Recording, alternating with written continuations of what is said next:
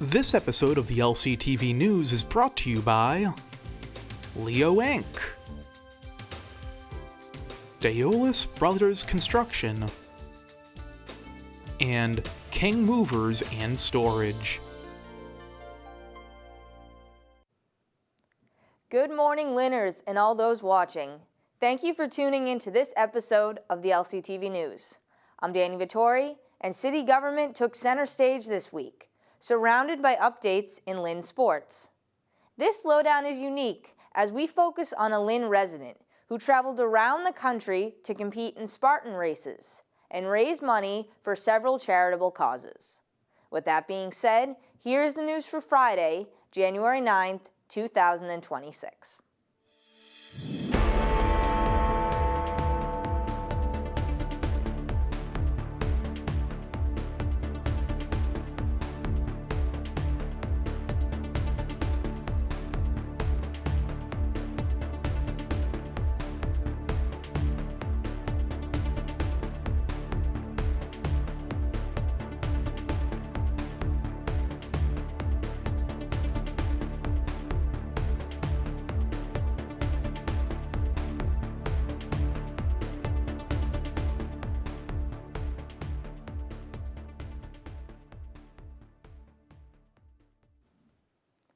Five years after a dual language curriculum was implemented at Harrington Elementary, the program will expand to Marshall Middle School this fall. Lynn Public Schools received a $435,000 grant from the Department of Elementary and Secondary Education to expand the program to the middle school level. Currently, more than 300 Harrington students participate in the dual language curriculum, where they are taught materials in English and Spanish. Beginning in the fall of 2026, the 44 fifth graders headed to Marshall from Harrington will have the option to enroll in the middle school program. The 50 to 70 students entering Marshall from other elementary schools who have not yet participated in a dual language curriculum will also have the chance to sign up. Participation in dual language curriculum is completely optional and covers all skill levels. Enrolled students range from fluency in Spanish to no Spanish language experience. Math and history will be taught in English, science and Spanish language in Spanish, and electives will be offered in both languages. Last Monday, January 5th, was the 2026 City of Lynn Inauguration. Mayor Nicholson was sworn in for a second term by the Honorable Judge Lisa Kaur. Ward 3 Councilor Coco Alansung was elected Council President, while Ward 6 Councilor Fred Hogan was elected Council Vice President. The 2026 City Council includes two new members, Ward 5 Councilor Carlis Paez and Jordan Avery as the Ward 7 Councilor. The two new school committee members were also sworn in, along with everyone else, Tristan Smith and Brenda Ortiz McGrath. I came to this country almost 3 decades ago with $200 in my pocket. Moving to America was not without its challenges. Like many first-generation immigrants, I had to piece together low-paying jobs.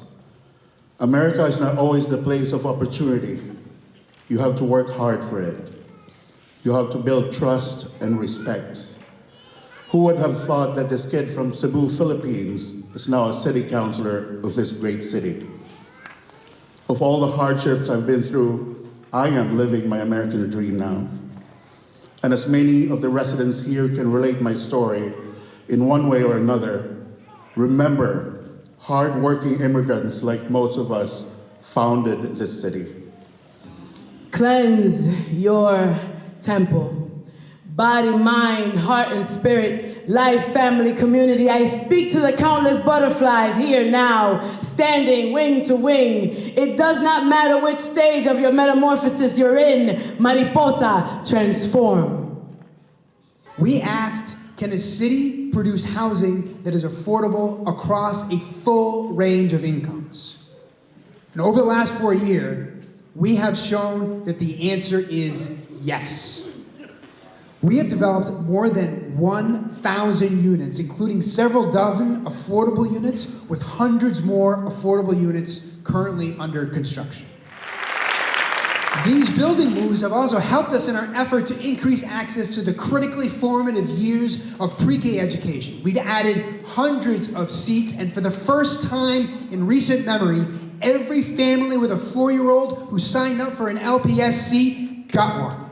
This year, we asked, can a city stand up for immigrants and diversity, equity, and inclusion and still accomplish what it needs to for our residents? And together, we have answered yes.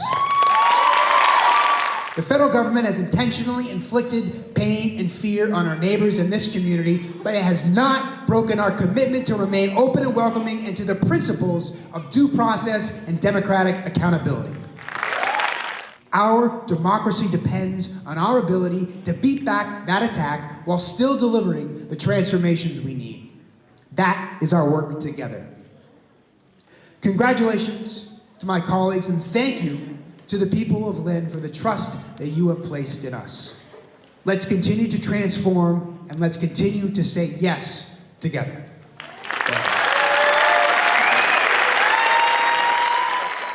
Out of a pool of 500 applicants, school committee member Brenda Ortiz-McGrath was named one of the Educators Room's top 50 educators of 2026, a national recognition honoring educators who make meaningful impacts in their schools and communities. The Educator was founded in 2012 as a digital platform to amplify educator voices and highlight classroom teachers as experts in education reform. This is their second year selecting educators across the nation who focus on strong student-related principles. Ortiz-McGrath's work focuses primarily on social-emotional learning, supporting educators in schools and implementing Tier 1 and Tier 2 practices. She emphasizes that SEL is not a separate issue, but a necessary framework that strengthens student engagement, persistence, and access to high-quality learning that also supports effective instruction. Ortiz-McGrath also runs a website supporting emotional well-being and family connection at home. She is beginning her first term on the Lynn School Committee this month and has stated her priority is to continue to give back to the community. Lynn will be saying goodbye to One Mighty Mill as they are set to close their doors in June. Located at 63 Exchange Street, it is a stone mill and bakery founded by North Shore resident Tony Rosenfeld.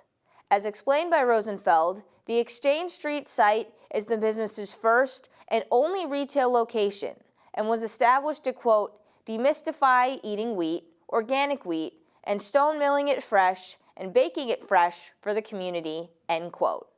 His other goal was to provide affordable baked goods to the community by offering a 15% discount to Lynn residents. The reason Mighty Mill is closing is they were unable to renew their lease due to rising rent. Rosenfeld is hoping he will be able to open another retail location somewhere in or around Lynn in the near future. Over the past several months, our Director of Operations, Riley, has been collaborating with local artists on a video pertaining to the Frederick Douglass Park mural. Designed and created by 3 artists, they all gave their take on the process as well as the transformative power art can have on the community.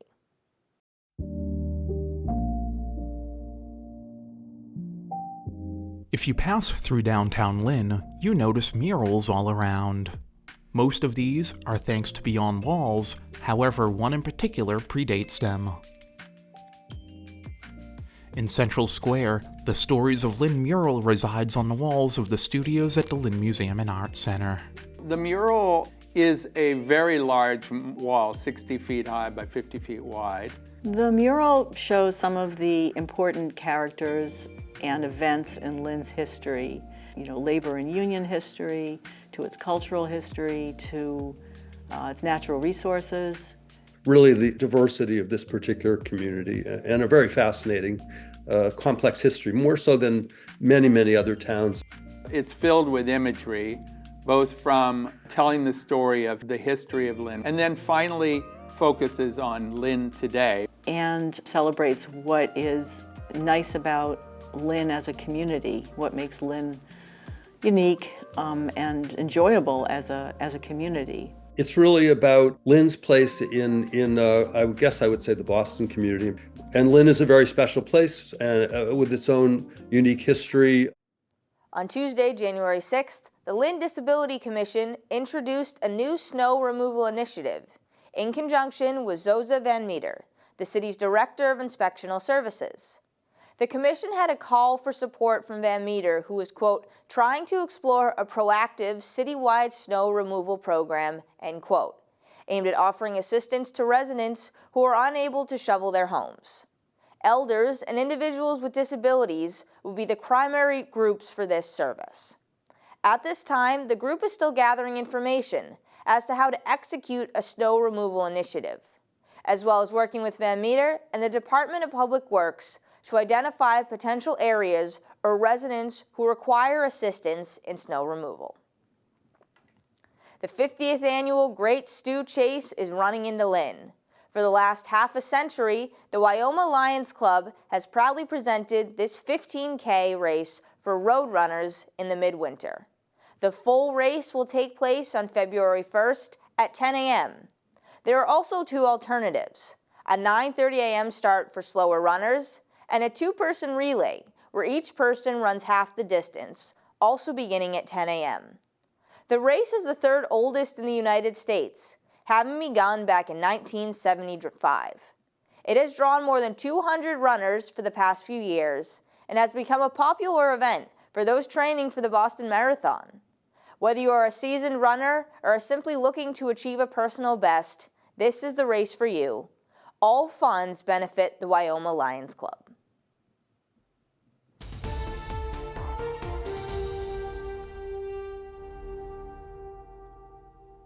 In a 50-48 loss to Everett, the Bulldogs continue to struggle, dropping to 1-6 on the season. While Classical is putting together a strong season at 5-1. The Rams had a dominant 66-38 win over Malden behind a double-double, 19-point, 12-rebound night by Shabab and a 16-point performance by DJ Reynolds. Then make it 7 straight for the Spartans, who dominated their Catholic Central League opponent, Bishop Fenwick, 75-37. Rowan Merriweather and Jake Fortier with the hot hands, scoring 23 and 20 points respectively for the host. While the Lynn Tech boys dropped to 4-4 on the season, losing their second straight game, 71-63 to Lowell Catholic. The Tigers were outscored 20-6 in the second quarter, and were unable to rebound in the second half. The girls also had trouble against Shawsheen Tech Valley in a 53-35 final. The Tigers dropped to 2-2 with this loss. The girl Bulldogs are still seeking their first win after losing their fifth straight 52-22 against Everett on the 6th. In a battle of undefeated teams, Bishop Fenwick emerged the 55-46 winner.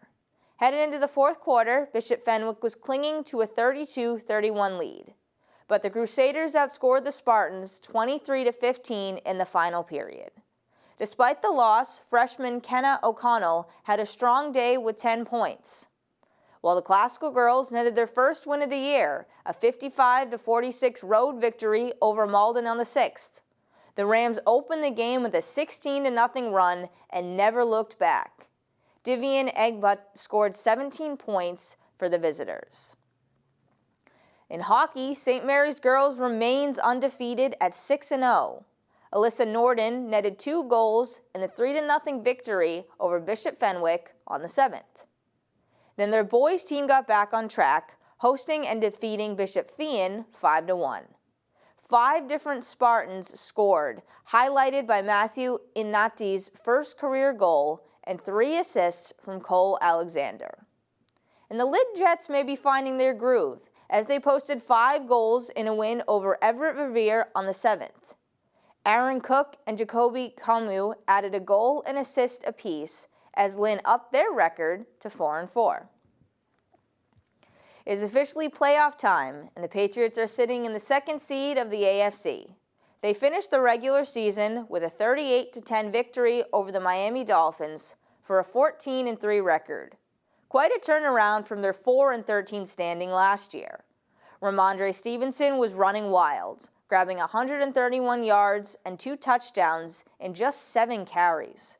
As a whole, the offense was having their way, recording 457 yards, while the defense limited the Dolphins to just 180. Second-seeded New England will now host the 7th-seeded LA Chargers in the wildcard round.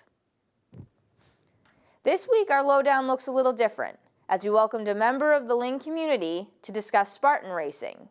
If you're like me and do not know much about it, then you're in for a treat. This is a way of connecting with others, while also raising money for great causes.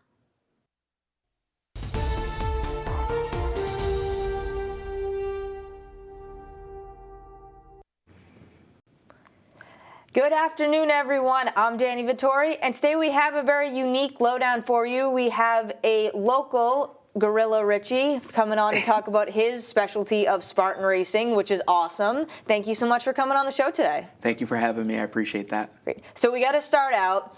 I have to ask where the name came from, where the nickname came from. I really want to know how that came about. It's so funny because a lot of people think because I have a lot of strength that it comes from that. Yeah. Or like I got the gorilla body kind of. But no, it doesn't come from that. It comes from my mom. Oh, really? My mom, when I was a kid, me and my brothers were mixed martial artists. And it was a very intense environment. And one of the things that we incorporated into our every day is the way we walked, the way we climbed. And we would not go up our stairs in the house like normal people. We went up like gorillas. Ah. So my mom would always say gorilla, gorilla when we would go up the stairs. And that's where that comes from. It's a tactic that's used in like Brazilian Jiu-Jitsu, where you gain strength on all 4 sides. So it's pretty much comes from mixed martial arts background, where that's my original sport. Oh, okay. Yeah, so because you've been an athlete for most of your life, but you're talking about how about 6 years or so, a little under 6 years ago, was when you really did a big almost 180 in your life, really changed everything around and got into Spartan Racing. Yeah, I went through a weird hardship where I was losing a lot of people in my life, and I realized like, okay, it was like the blink of an eye. I gained so much weight. I was at 358 pounds, and I was sitting on a couch. Mm-hmm. And on that couch, I had a thought process that's just popped into my head. What happens if you refuse to quit?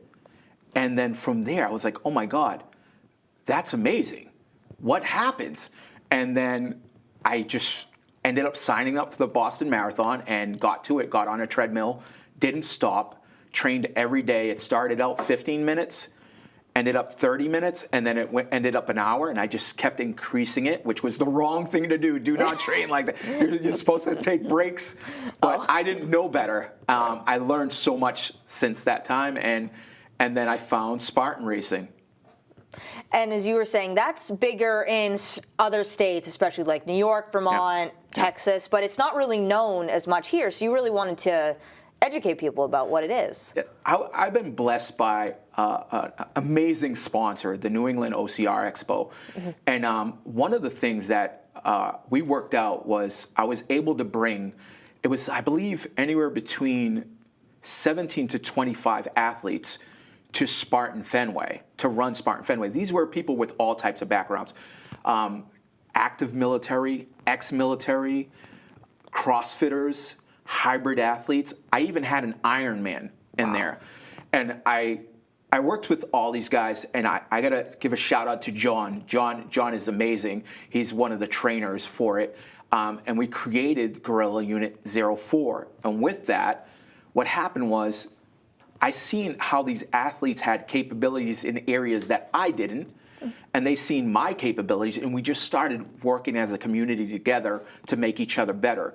So our next event is in March, so we're very excited about that. Say, coming up, you're getting ready for it. Like you said, you have all these things that are happening, and that's going to be in Boylston, Mass. Yes, that next one. That's the event where we're all going to be together. Nice. I do have other events that I'm doing for Spartan, which is the 3 ultras I have lined up, which is a wild thing once you reach that level where you're even attempting something like that, because you got to be a certain type of person to go through a Spartan Ultra. You have to have strength, agility, mobility, and understanding that you're going to go through what's called the pain cave. It's been coined the pain cave because you go through extensive things at the same time where you're like, okay, I've been climbing a mountain for 3-4 hours. My legs are on fire, but you can't stop. Yeah. What happens if you stop? Your body starts cramping up, and that's where behind the scenes we were talking about it. Trick is pickle juice or mustard. Which you said is common knowledge in your world, and I'm over here going, oh, I just learned something because I didn't know that. Yeah, a lot of people don't know. There's a lot of tips and tricks that I've learned over the years. I'd say that's probably one of the most important, because when you're in pain and you're locked up, your body's just in so much pain. A little packet this big of mustard, and it's gone. It's wild. That is wild. Yep. That is crazy. And I know another big thing you're talking about was the Spartan Project 300. That's another huge thing you're going to be starting in January, or that's going to be starting, that brings together so many different people, athletes, those who you're going to be able to share your story too to an even wider audience. It was such a blessing, I got to say, to be picked as one of the 300. Did I see that coming? No. I mean, they choose people from all over the world. As far as Massachusetts, I think only 2 athletes were picked. Wow. So I was in total shock to even hear there was somebody else from Massachusetts. I believe, I could be wrong, but I want to say Attleboro is the other guy. And I was shocked. I was like, there's no way this is really happening. And what comes with that, a lot of people don't realize what Project 300 is. What comes with that, I have anywhere between 10 to 15 other sponsors that are going to be giving me nutrition. I'm going to get my labs done. We have like F45 right here in Massachusetts, in Swampscott, Massachusetts. We have many other things that they're going to be working on with us on, like our athleticism and increasing that over the span of 200 days so that we can do these types of events like the ultras very easily, which is almost impossible to happen. But that's what we're working towards, and that's my goal, and that's why I'm already signed up for those big events. You're already ready. You're already planning for it. You're ready. It's all I think about. I'm obsessed. I remember the moment I finished my first Spartan race. It was here at Fenway Park. I noticed something different, like going through something that difficult, coming out the other side, getting a medal for it, getting a shirt similar to this one. This one is the Vermont Beast. Okay. I completed that. That's one of the toughest in the country. Completing Fenway, which was my first race, I knew this is it. This is what I want. And every day I work towards getting sponsors, and it finally happened. New England OCR Expo reached out to me probably like 4 months ago, and they were like, hey, let's do it. And they work too. I was even checking out their site too. They also work to help veterans, people who served in the military. That's another huge piece of them as well, is honoring people, helping those from all walks of life through their charitable organization. It's such a wild thing because they have so many charities that they work with. Yeah.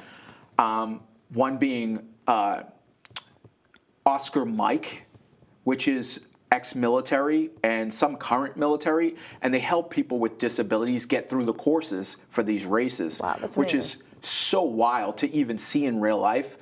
With like Operation Enduring Warrior is another one, and that's some active military. They go through these courses as well to see their because as civilians, we know, like, okay, military is capable of a lot of stuff, but to see it in real life as a civilian, see them jumping like 10 feet through the sky, it's like, whoa, it's mind-blowing. It's mind-blowing. And they also work with Teddy Bear Crawl. That's an organization that's more geared towards helping children. They go to hospitals and they give them all teddy bears. It's such an amazing thing. And they have us athletes crawl through the course, like a smaller course. It's the kids' course. And then they give us our medal, and then they donate a teddy bear. That's fantastic. For every single one athlete that does it. That's amazing that you do that. There's a lot. They do so much. They're amazing. I'm so grateful for what they've done for me, and they continue that that task of helping other people. They love it. That's what they're all about. Like you said, you see military, a lot of firefighters, because they have a similar kind of training. That's a lot of the kinds of people that you have created a community with. Yes, because it takes a certain type of person to go through these types of races. They're very intense, they're very difficult, they're very painful.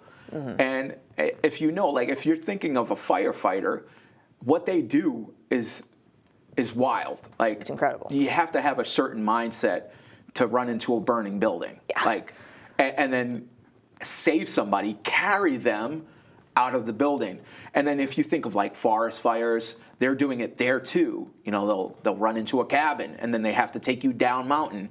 So it's geared towards that. We're going up mountain and down mountain with like 100-pound sacks.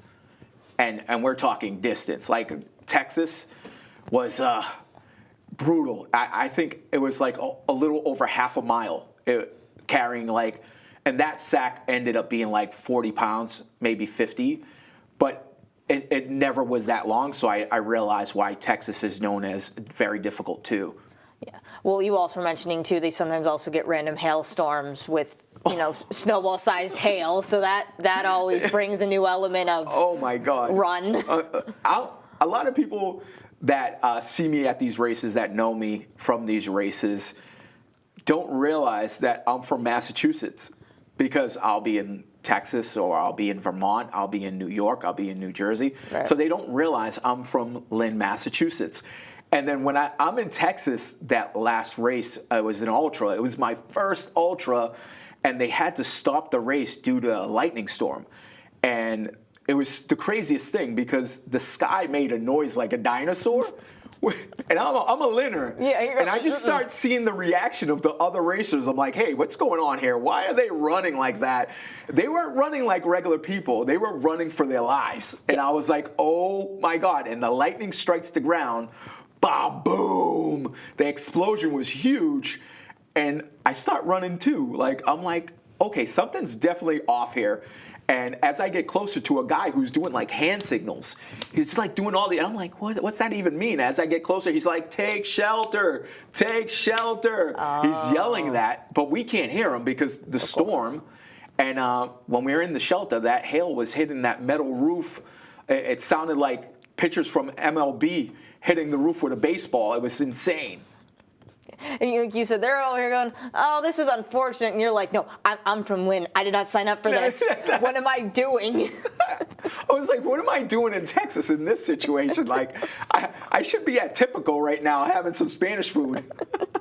Well, you said those are the kinds of experiences, though, people could get, and that's what you wanted to share with people here. Like, we don't know that. Yeah, it's a funny thing because a lot of people have never even heard of Spartan racing out this area.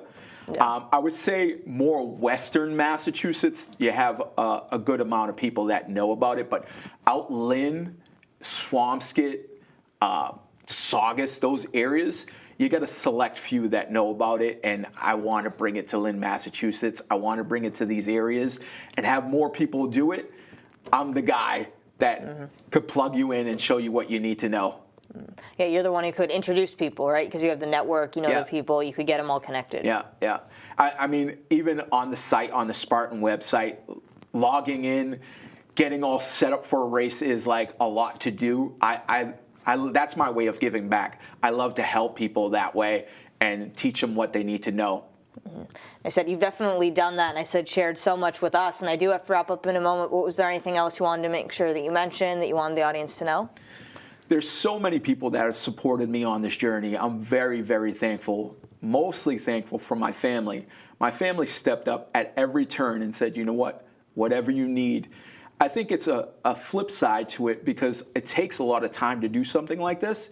And I just want to say thank you to my family for allowing me to do this every single day consistently for a little over 6 years without flaw, and never once did my family complain. Never once.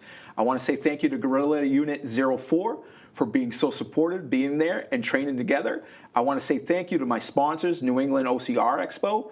You're amazing, amazing, amazing. I appreciate you all, and I can't wait to see you March 28th at the New England OCR Expo event in Boylston, Massachusetts. Project 300, all you guys, You know how you guys are the best. There's so much information going around that we're learning so much so fast. It's such a blessing. I'm such a lucky guy, and I recognize it, and I just want to give back, pay it forward. Well, you definitely are, and I have to thank you again so much for coming on to share all of this. I know I've learned a ton. I'm just feeding off your energy, and just, again, thank you so much for coming on to share all this with us. Thank you for having me, Dani. Of course, anytime. And of course, you can learn more about any of this information by visiting the sites below or by checking it out yourself. But for now, I'm Dani Vittori. This has been the Lynn Lowdown, and we'll see you next week with more guests.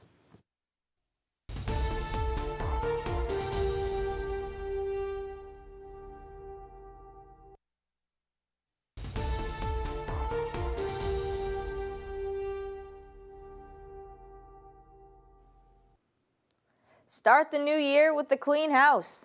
The Lynn DPW is hosting a free New Year cleanout from 8 a.m. to noon on Saturday, January 10th at 247 Commercial Street.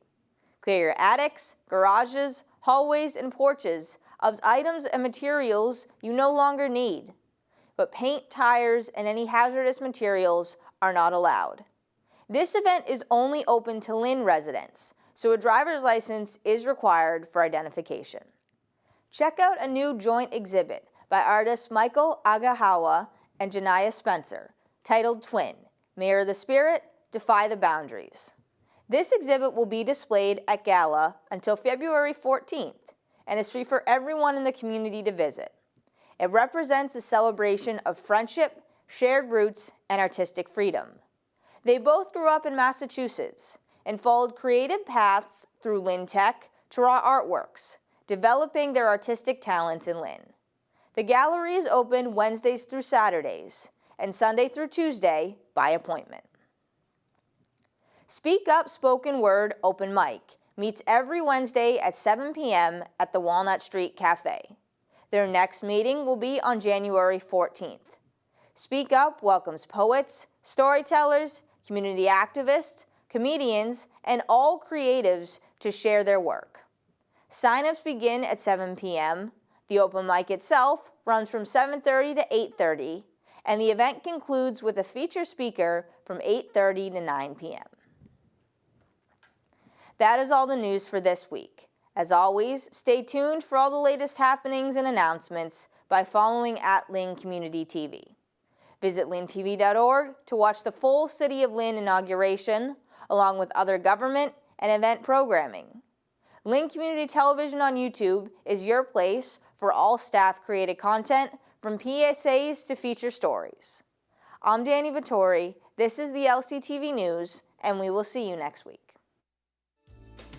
This episode of the LCTV News is brought to you by Leo Inc.,